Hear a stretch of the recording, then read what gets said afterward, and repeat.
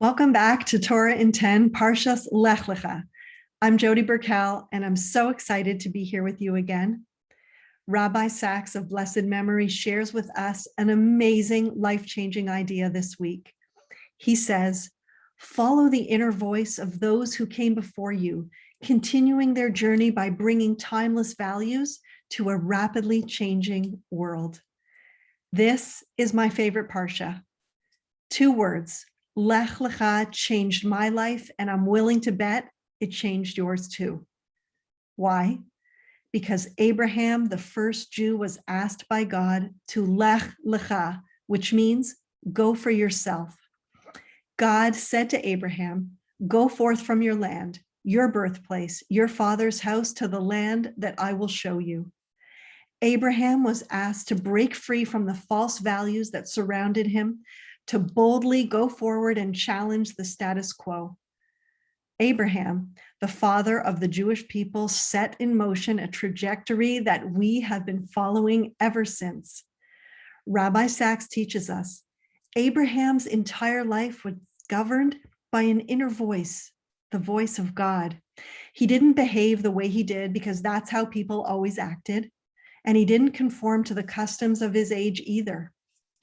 Abraham lived in a world of idolatry. He was the son of Terah, who made and sold idols, basically like Toys R Us, but idols are us. But Abraham, from a very young age, began to question. He recognized and shared with the world the idea that there's only one God who is actively involved in every aspect of our lives. In the face of opposition, he had the courage to stand up and say it. The Torah tells us Abraham was on one side while the rest of the world was on the other.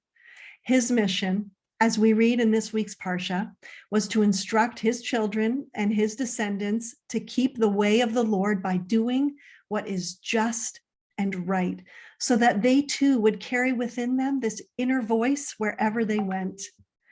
This is why education is so important in Judaism. As Jews, we have had to hold on to our belief in the face of societies and various cultures around us whose values were completely the opposite. This, says Rabbi Sacks, is the basis of our ability to survive change, insecurity, and even catastrophe. He says, people whose values are forever ingrained in their mind and souls can stand firm against the majority and maintain their identity. This Parsha is particularly precious to me because I, like so many others, chose with love and awe to follow God's command and also Lech Lecha. I didn't grow up with the gift of a Jewish education like my children. My Jewish education began when I was in my mid-30s. My family went to a Reform shul for over 30 years.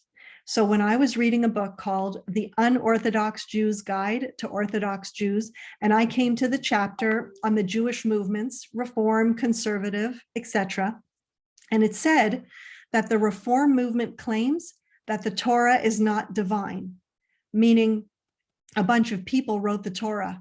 It stopped me in my tracks because I thought, that's not what I believe. I called my mom and I said, Mom, do you believe that God gave the Torah at Mount Sinai? She said, yes. I said, well, why are we going to a shul that's based on the idea that God didn't? I was like, hold on, I don't believe this.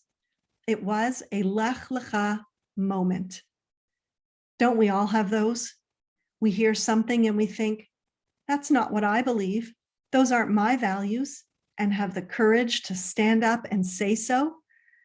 Like Abraham, who at times argues with God. I have never been satisfied with the status quo, with the world that is. Rather, I have focused my whole life to challenge the world that is for the world that could be, that can be, when we work together, joining with God to fix the world. I feel so blessed to be surrounded by people who, like me, have chosen to step into a 3,000-year-old conversation with a curiosity to understand what it means to be a Jew. Step by step, I have walked, being lifted, encouraged, and loved by great leaders along the way.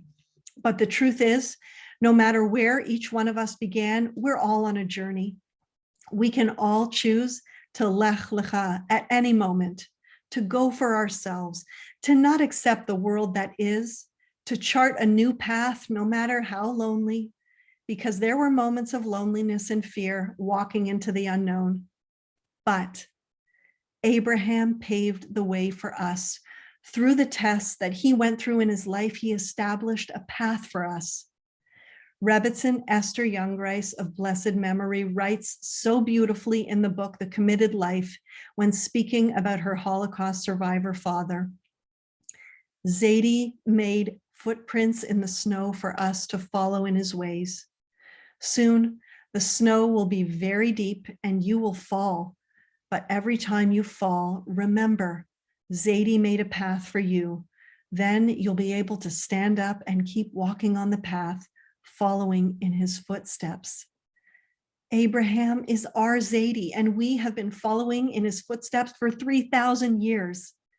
There have been times throughout Jewish history that the snow has been so deep. But despite this, we kept walking. I am in awe of Jews around the world. Within our uniqueness, in our beliefs and practice is a remarkable common thread that cannot be ignored. Everywhere we look, Jews are at the forefront of working to make the world a better place. We see out of all proportion to our numbers, lawyers fighting injustice, doctors fighting disease, teachers fighting indifference, economists fighting poverty. This is who we are. When Abraham chose to Lech Lecha, he imbued within us his spiritual DNA, that inner spark to break free from the status quo, to question and to think differently in a world made up of so many voices. He showed us all how to listen to the voice of the Almighty, speaking to each one of us at every moment, saying, "My precious, precious child, Lech Lecha, for yourself and for the world." Friends, let's be like Abraham and share this message with the world. Have a beautiful Shabbos.